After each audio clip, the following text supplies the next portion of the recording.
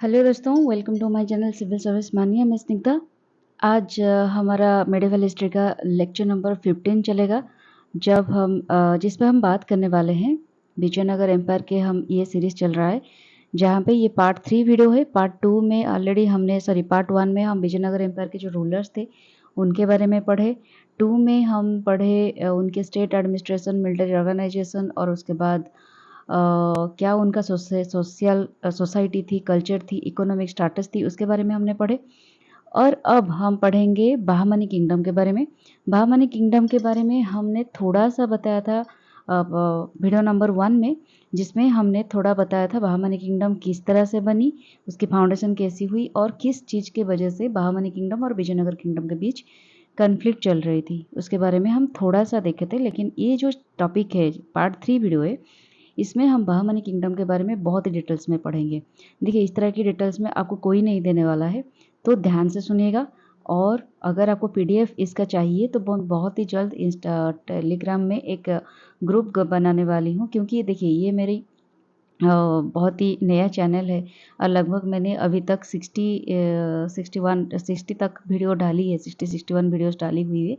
और इसमें मैंने पर्टिकुलरली सिविल सर्विस एग्ज़ाम और जो स्टेट पीसीएस एग्ज़ाम होती है उसके लिए जो प्रिपरेशन कर रहे हैं बच्चे, और ये थोड़ा मैं इंट्रोडक्शन दे रही हूँ जो जो जो लोगों को पता नहीं है, जो स्टूडेंट्स को पता नहीं है चैनल किस तरह से बन रहा है, जो डिफरेंट कॉम्पिटिटिव एग्ज़ाम्स प्रिपेयर कर रहे हैं उन बच्चों के लिए ये वीडियोस में डाल रही हूँ। और इसमें मैं हर एक जीएस पेपर को पढ़ाने वाली हूँ।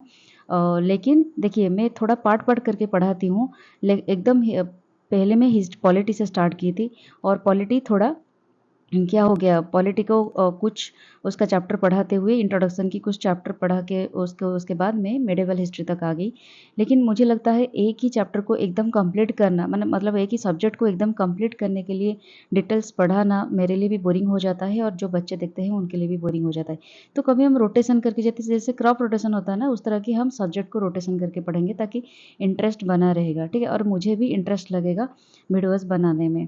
तो ये हुआ बात कि मैं बना रही हूँ, और उसके साथ मेरे जो ऑप्शनल है, क्योंकि मैं भी प्रिपेयर कर रही थी तो तब मेरा एग्रीकल्चर का ऑप्शनल पेपर था, तो इसीलिए एग्रीकल्चर ऑप्शनल पेपर को मैं यहाँ पे दे रही हूँ। तो जिस जिस बच्चों को एग्रीकल्चर की ज़रूरत होती है, अगर कोई बच्चा यहाँ पे है जो पढ़ रहा है और इसको पता है कि कोई एग्रीकल्चर प्रिपरेशन कर रहा है और उसके पास रिसोर्सेज नहीं है, तो ये वीडियो उसके साथ शेयर कर सकते हैं आप, ये चैनल उनके साथ शेयर कर सकते हैं ताकि उनको मदद मिल जाए। क्योंकि जितना मुझे पता है एग्रीकल्चर चैनल बहुत ही कम यूट्यूब में है, और एग्रीकल्चरल रिसोर्सेज पर्टिकुलरली जितना हमें चाहिए होता है मटेरियल, वो सब नेट में अच्छी तरीके से प्रोवाइड नहीं किया गया है। इसी वजह से उनको हेल्प करने के लिए मैं अपने लेवल पे कोशिश कर रही हूँ। और मुझे अगर आप हेल्प करना चाहते हो थोड़े, और मेरी वीडियो आपको अच्छी लगती है, तो मुझे अगर आप हेल्प करना चाहते हो तो ये बात कर लो, मेरे चैनल को सब्सक्राइब कर दो, ताकि मुझे बहुत बड़ी हेल्प मिल जाएगी और मुझे मोटिवेशन भी बनी रहेगी किस तरह से हम आगे चलेंगे। तो बहुत ही अच्छी मतलब प्लानिंग के साथ मैं आई हूँ, लेकिन थोड़ा वक्त लगेगा क्योंकि नया नया चैनल है और मैं भी थोड़ा सेटल होने में मुझे थोड़ा वक्त लगा, तो इसीलिए आप थोड़ा एडजस्ट कर लेना। तो चलिए टॉपिक के ऊपर स्टार्ट करते हैं। लेंदी हो गया इंट्रोडक्शन आज थोड़ा, तो ये ज़रूरी था आप लोगों के लिए, क्योंकि सब्सक्राइबर भी थोड़ा थोड़ा बढ़ रहा है और मुझे लगता है कि आप लोग को ये जानना ज़रूरी है। तो आज जो हम डिस्कशन करने वाले हैं वो होगा बहामनी किंगडम के बारे में। इट्स एक्सपेंशन कैसे हुआ, डिसइंटीग्रेशन कैसे हुआ, कैसे टूटा ये बहामनी किंगडम, और इसमें जो दो रूलर सबसे खास थे जो थे फिरोज शाह बहामनी और मोहम्मद गवन, इसके बारे में हम पढ़ेंगे। तो चलिए शुरू करते हैं। तो देखिए, बहामनी किंगडम शुरू करते हैं। बहामनी किंगडम पहले से जो बहामनी किंगडम जब बना उससे पहले क्या सिचुएशन थी हमारी इंडिया की, डेक्कन रीजन। बहामनी किंगडम हमारा ये हो गया इंडिया, यहाँ पे देखिए, यहाँ पे हो गया विजयनगर एम्पायर, ठीक है। विजयनगर एम्पायर के ठीक ऊपर नॉर्थ वाला एरिया में ये एकदम हो गया बहामनी किंगडम, और यहाँ पे नॉर्थ ईस्टर्न साइड में आ गया उड़ीसा किंगडम। तो ये जो पार्ट था पर्टिकुलरली डेक्कन रीजन में, ये टोटल को डेक्कन रीजन बोला जाता है, ठीक है। इस रीजन में विजयनगर एम्पायर और ये जो बहामनी किंगडम अभी तक बनी नहीं है। उससे पहले की क्या सिचुएशन रहा, ये सब चीजें ना दिल्ली सुल्तानेट के अंडर था। दिल्ली सुल्तानेट इसको इनडायरेक्टली हो गया या फिर डायरेक्टली हो गया एडमिनिस्ट्रेशन कर रही थी। उससे पहले तो क्या होगा, in order to establish a stable administration in the Deccan, Muhammad bin Tughlaq ने क्या किया, अपॉइंटेड अमीरन आई सादा, जिसको सादा अमीर बोला जाता है, who were the administrative heads of 100 villages. तो मोहम्मद बिन तुगलक ने क्या किया, जो डेक्कन की एडमिनिस्ट्रेशन को वेल एस्टेब्लिश करने के लिए, उसको एक स्टेबल गवर्नमेंट देने के लिए, किस तरह से मैनेज स्टेबल तरीके से हो सके, इसके लिए उन्होंने अमीर आई सादा, जिसको सादा अमीर भी बोला जाता है, उनको अपॉइंटमेंट करते हैं। और ये जो चीफ होते हैं, ये जो सादा अमीर होते हैं, वो 100 विलेजेस की एडमिनिस्ट्रेटिव हेड होते हैं। ठीक है, तो 100 विलेजेस को लेकर एक अमीर सादा बनाया जाता है, अमीर सादा को अपॉइंटमेंट किया जाता है और वो उनके हेड होते हैं।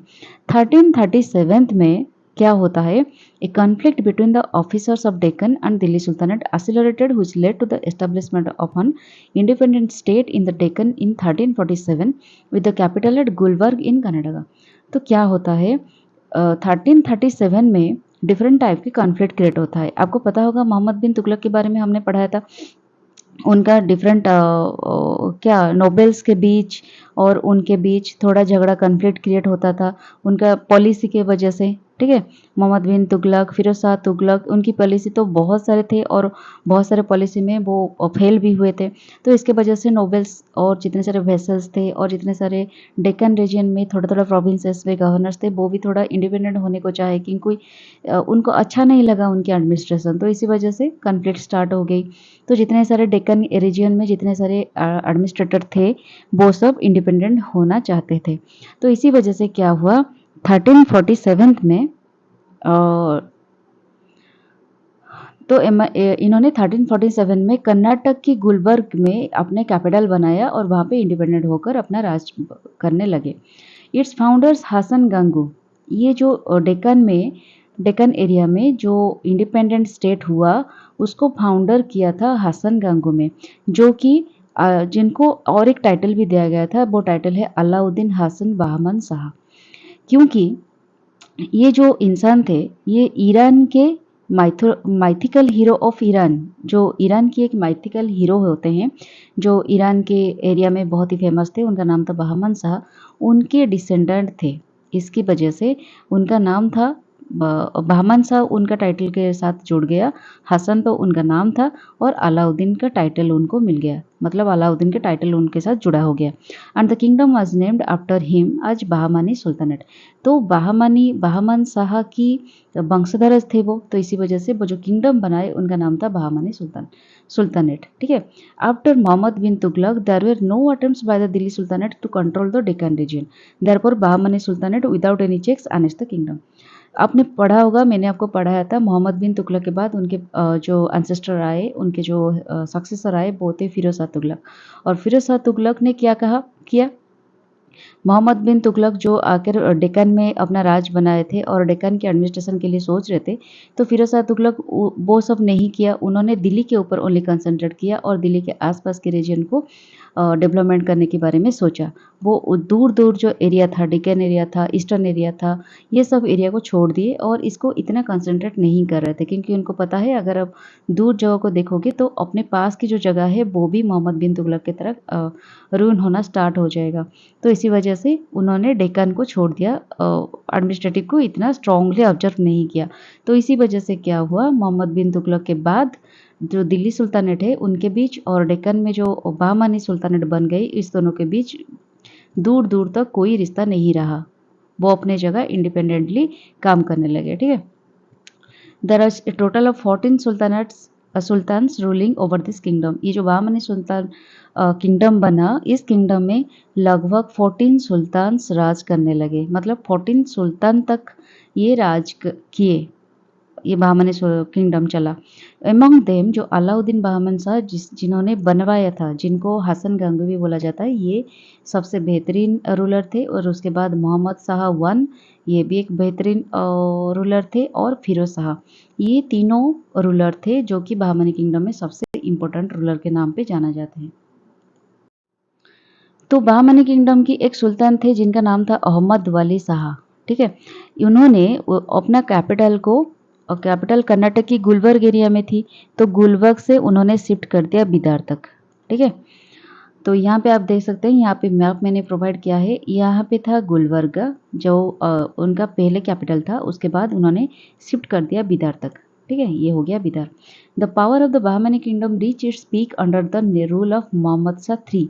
मोहम्मद शाह थ्री जो थे उनके टाइम पे बहामनी किंगडम का जो पीक है वहाँ तक, मतलब उनका जो एक्सटेंशन है, एरिया की एक्सटेंशन बहुत पीक में पहुँचा था और ये एक्सटेंड किया था अराबियन सी। देखिए ये हो गया अराबियन सी, जहाँ पे बहामन, ये टोटल हो गया बहामनी किंगडम। ठीक है, ये जो येलो येलो कलर में है ये बहामनी किंगडम अराबियन सी, वेस्टर्न में अराबियन सी से लेकर ईस्टर्न में बे ऑफ बंगाल तक एक्सटेंड कर रहा था, किया था।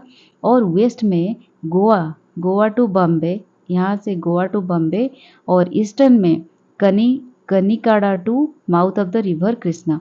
कनिकाड़ा देखिए यहाँ पे लिखा है, यहाँ पे कनिकाड़ा विजयवाड़ा आंध्र प्रदेश, ये सब एरिया को बिलोंग करता है। ये कनिकाड़ा से लेकर यहाँ पे रिवर कृष्णा, कृष्णा रिवर कहाँ गया, यहाँ पे थोड़ा कृष्णा गोदावरी ये हो गया रिवर कृष्णा, मतलब कनिकाड़ा कृष्णा ये सब एरिया में होता है, ये एरिया में बिलोंग करता है कि कृष्णा रिवर तक वो एक्सटेंशन किए थे।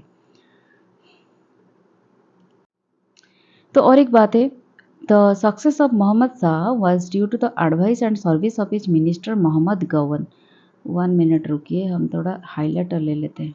ठीक है, तो मोहम्मद शाह के कोर्ट में उनका एक सर्विस, एक मिनिस्टर होते थे जिनका नाम था मोहम्मद गवन।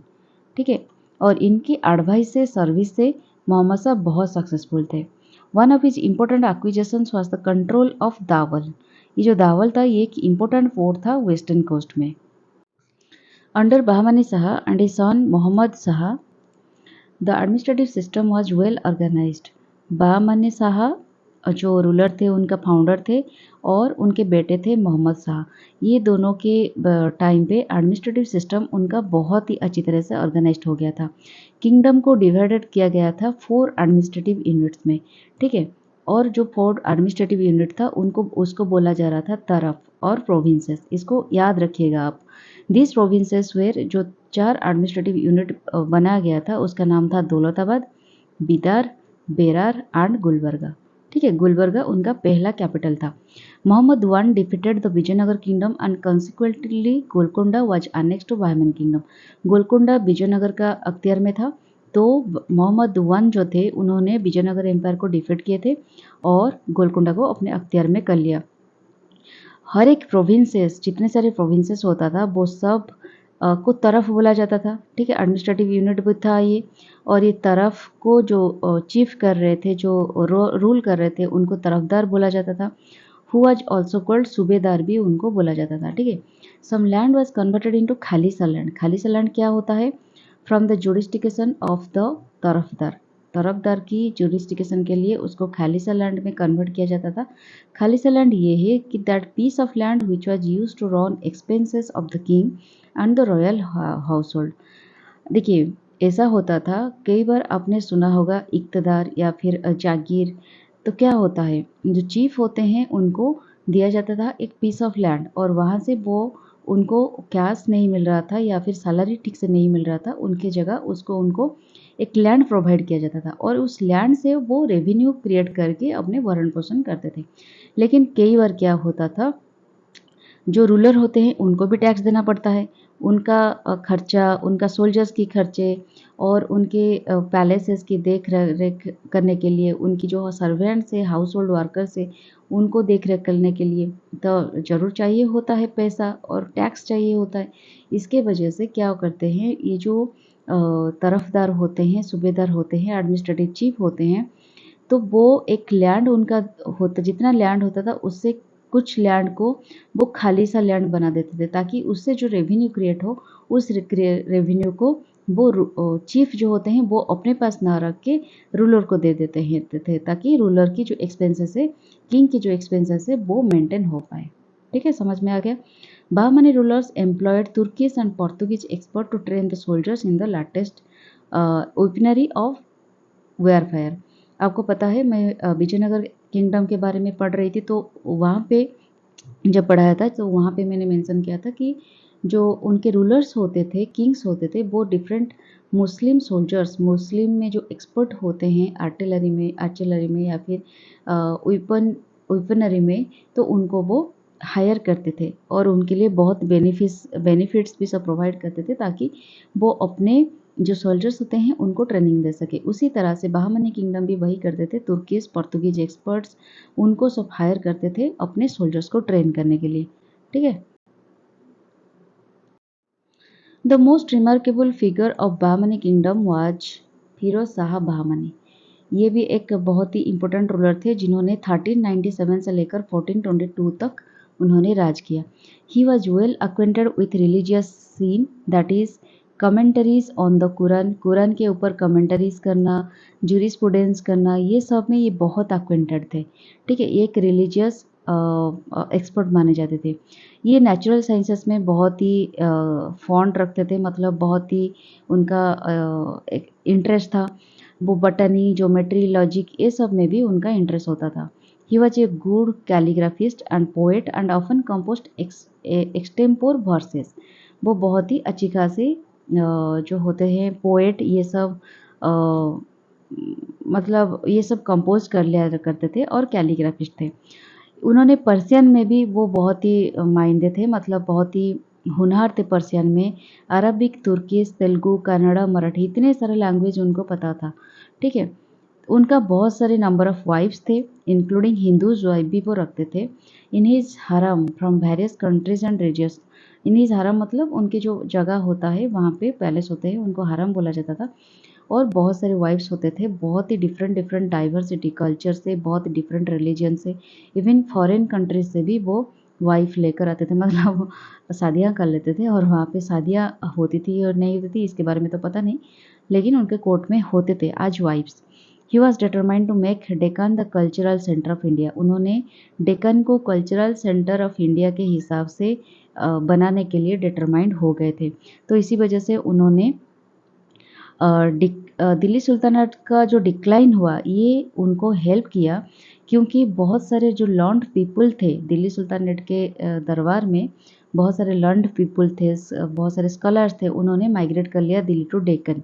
ठीक है। इसी वजह से he also encourage learn man from Iraq और ईरान से, जितने सारे लर्नड मैन ज्ञानी लोग होते हैं, नॉलेजेबल सुफिसेंट पर्सन्स, इनको सब एनकरेज करते थे कि वो यहाँ आए डेक्कन में और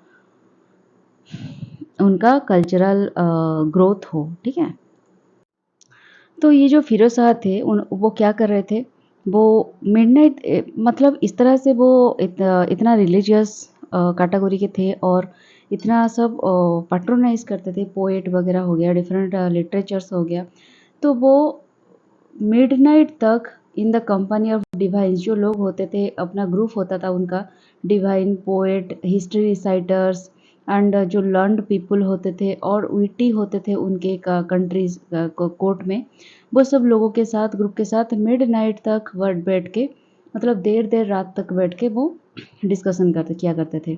ही had read the old and new testaments and respected the tenets of all religion. वो इतने टैलेंट थे कि हर एक रिलीजन की पढ़ाई करते थे, हर एक रिलीजन के टीनेट्स को रिस्पेक्ट करते थे, डिफरेंट टेस्टामेंट्स पढ़ते थे, डिफरेंट रिलीजियस की क्या क्या सब धर्म वगैरह है, क्या क्या सब बुक्स वगैरह है, वो सबको स्क्रिप्चर्स ये सब पढ़ाया करते थे। According to Firishta he was an Orthodox मुस्लिम। एक ऑर्थोडॉक्स मुस्लिम की क्या मतलब होता है, मतलब देखिए जो लोग होते हैं, जो पर्टिकुलरली सोसाइटी में जो एक्सेप्टेड है जो चीज़ें, उसकी बिलीव रखने वाला लोग, ठीक है, उस तरह की मुस्लिम होते थे। उनकी एकमात्र वीकनेस होता था drinking wine and listening to music. ये दोनों उनके बहुत ही बड़े वीकनेस होते थे। हिज मोस्ट रिमार्केबल स्टेप, उनका बहुत ही रिमार्केबल स्टेप क्या है, induction in of Hindus in the administration on large scale. वो अपने एडमिनिस्ट्रेशन में हिंदूज को भी इंक्लूड किया करते थे, फर्स्ट ऑफ ऑल। और सेकेंड बात ये है, जो डेक्कनी ब्राह्मण्स थे became dominant in the administration, particularly in revenue administration.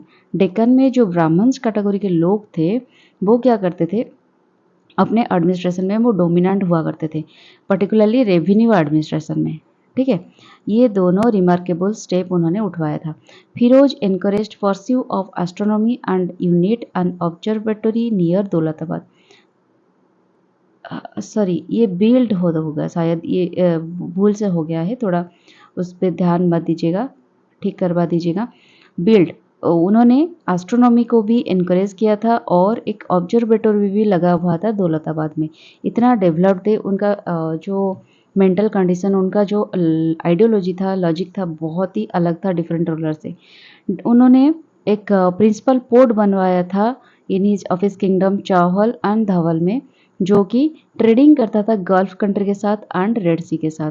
ठीक है, उन्होंने बहमनी किंगडम की एक्सपेंशन किया था टुवर्ड्स बेरार बाय डिफीटिंग गंड राजा। गंड राजा जो थे नरसिंह राय ऑफ केरला, वहाँ तक भी अपने बहमनी किंगडम को एक्सपेंशन किया था। उनका his daughter married to Firoz, ये जो गंड राजा है नरसिंह राय, उनकी बेटी को, उनको जब डिफीट कर दिया उसके बाद नरसिंह राय अपने बेटी को दे दिए फिरोज को, तो फिरोज उनके बेटी को शादी किए थे। ठीक है, इन 1419 क्या होता है, Firoz Shah Bahmani was defeated by Devaraya, Devaraya के द्वारा ये डिफीट हो जाते हैं। फिर क्या होता है, this defeat weakened the position of Firoz, उसके बाद उनका जो पोजीशन है वो वीकेंड हो जाता है। He was compelled to abdicate in the favour of his brother Ahmad Shah one, तो उनके जो भाई थे अहमद शाह वन, उनके वजह से उन्होंने उनको कंपेल किया कि तुम अब हट जाओ गद्दी से, जब क्योंकि तुम वीक हो गए हो। तो हु इज कोल्ड सेंट, उनको सेंट बोला जाता था, वाली भी बोला जाता था, क्योंकि उनका एसोसिएशन होता था एक फेमस सूफी सेंट जिनका नाम जेसु दराज। ठीक है, उसके बाद फिरोज के बाद आ गए अहमद शाह।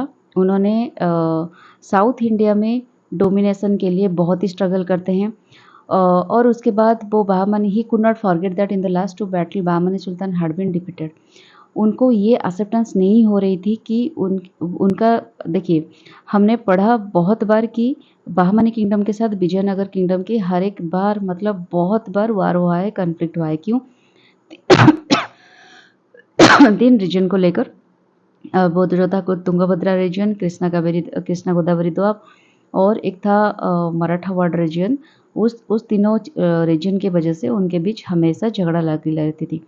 तो इस दौरान क्या हुआ, देवराय वन, देवराय टू, ये सब रूलर थे, ये बहुत ही स्ट्रॉन्ग पावरफुल रूलर थे।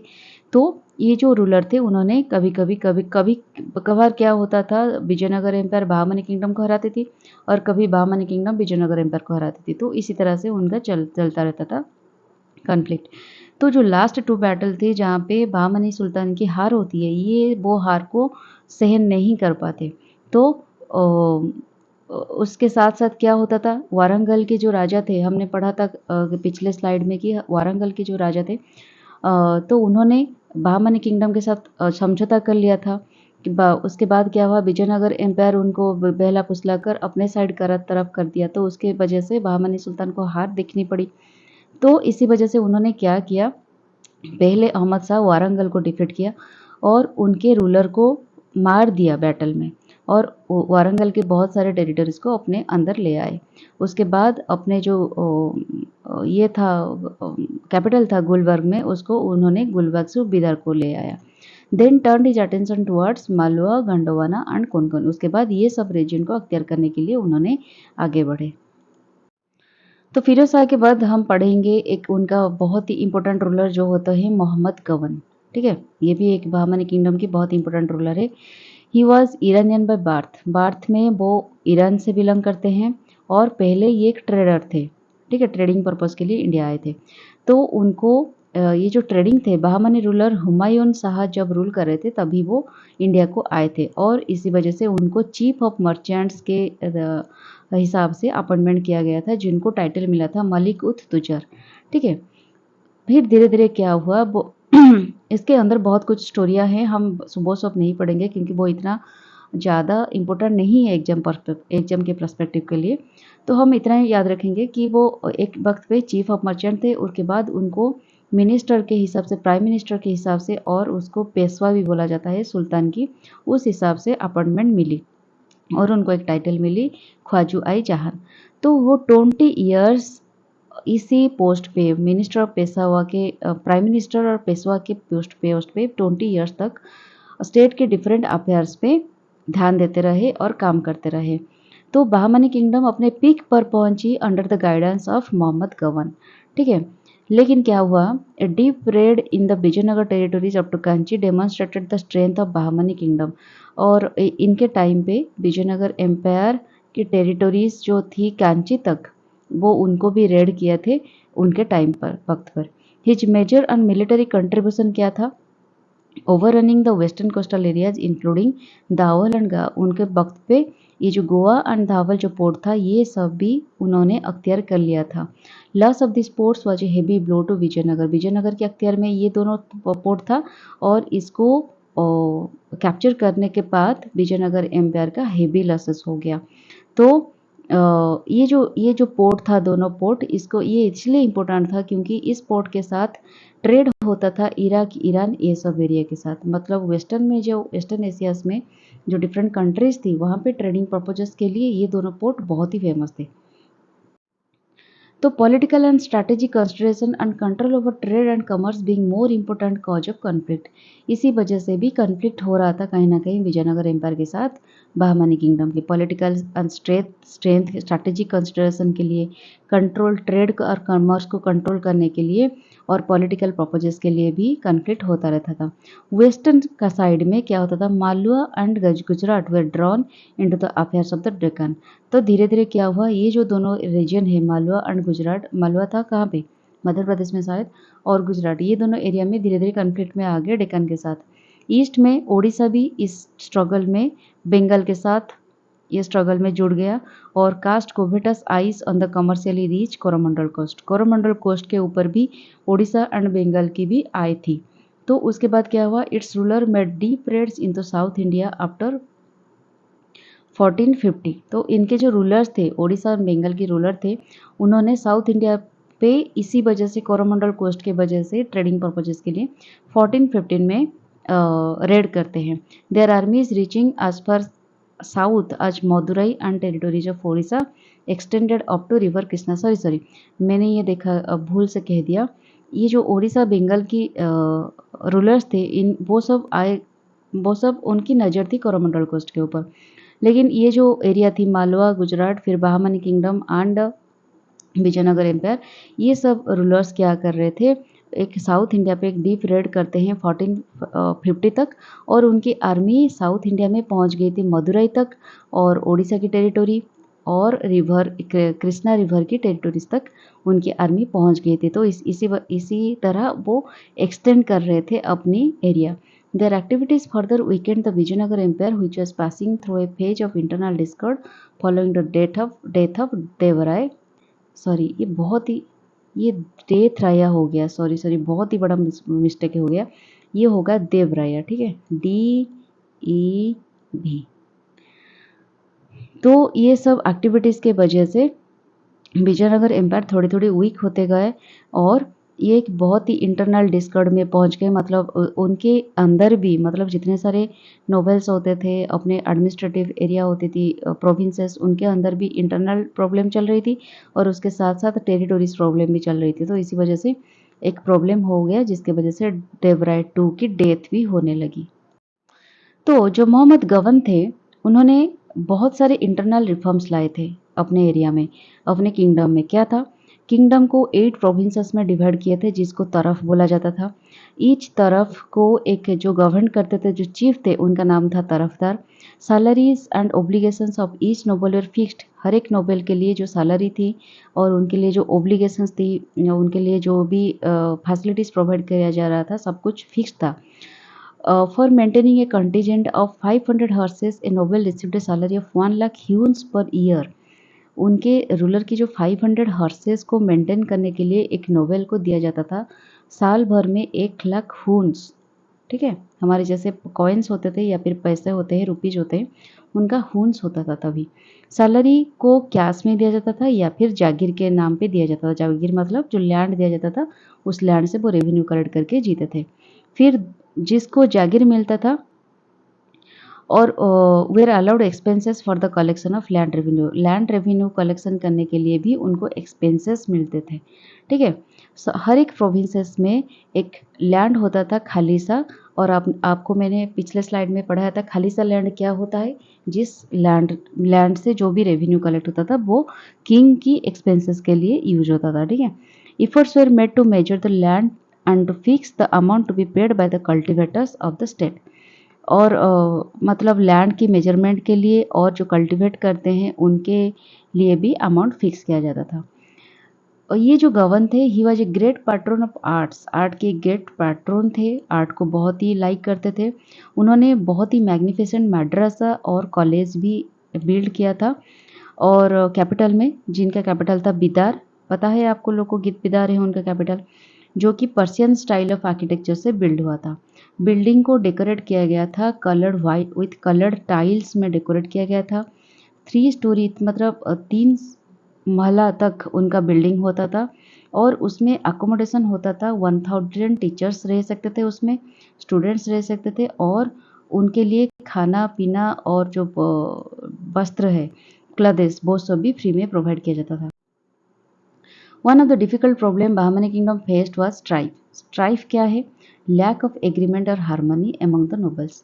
नोबल्स के बीच कभी कभी क्या होता था, एग्रीमेंट नहीं होता था और उनके बीच में शांति नहीं होती थी। इसी वजह से, क्यों? नोबेल उनका 2 तरह से डिवाइड हुआ था। एक होते थे लॉन्ग एस्टेब्लिश डेकानीज, जो डेक्कन में ऑलरेडी पहले से ही नोबेल बन के रह रहे थे, नेटिव प्लेस उनका डेक्कन था, वो एक तरह की हो गए। और हो गए न्यू कमर्स, जो न्यू फॉरेनर्स आए थे, उनको अगर नोबेल कुछ दिया गया है, नोबेलिटी, तो वो एक होते हैं। तो 2 तरह की नोबेलिटी वहाँ पे प्रेजेंट थी, और ये नोबेल अपने आप को 2 तरह से डिवाइड कर लिए थे। और ये जो न्यू कमर्स आए थे उनको आफाकिस कहा जाता था, और गरीब्स भी कहा जाता था, प्रवासी प्रवासी भी कहा जाता था कभी कभी। ये जो न्यू कमर होते थे,